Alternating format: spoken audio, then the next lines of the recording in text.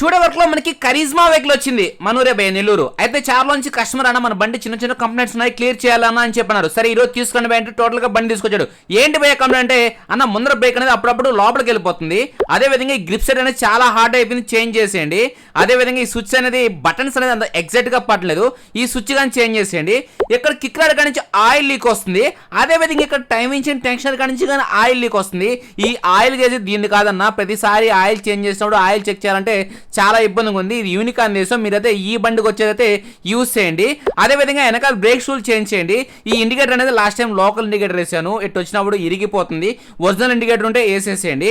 అదే విధంగా ముందర మడ్గాడ్ డ్యామేజ్ వచ్చింది, మడ్గాడు చేంజ్ చేయండి.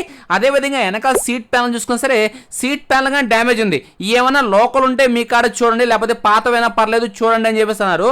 టోటల్గా మన కాడ పాత ఉంటే తీసి వాష్ చేపించి కస్టమర్కి అయితే ఫోటో పెట్టాను, సరే అన్న చేంజ్ చేస్తున్నారు. అదే విధంగా బండ్లో ఇంకేమన్నా కంప్లైంట్స్ అంటే చిన్న చిన్న జనరల్ గా ఏమైనా ప్రాబ్లమ్స్ ఉన్నా సరే ఆ ప్రాబ్లమ్స్ కానీ మొత్తం చూడమని చెప్పాడు. ఇంకైతే బండి అయితే పెట్టేసాడు. పెట్టేసిన తర్వాత మొత్తం చెక్ చేసిన తర్వాత కస్టమర్కి ఎస్టిమేషన్ చెప్పి వర్క్ అయితే స్టార్ట్ చేస్తాను.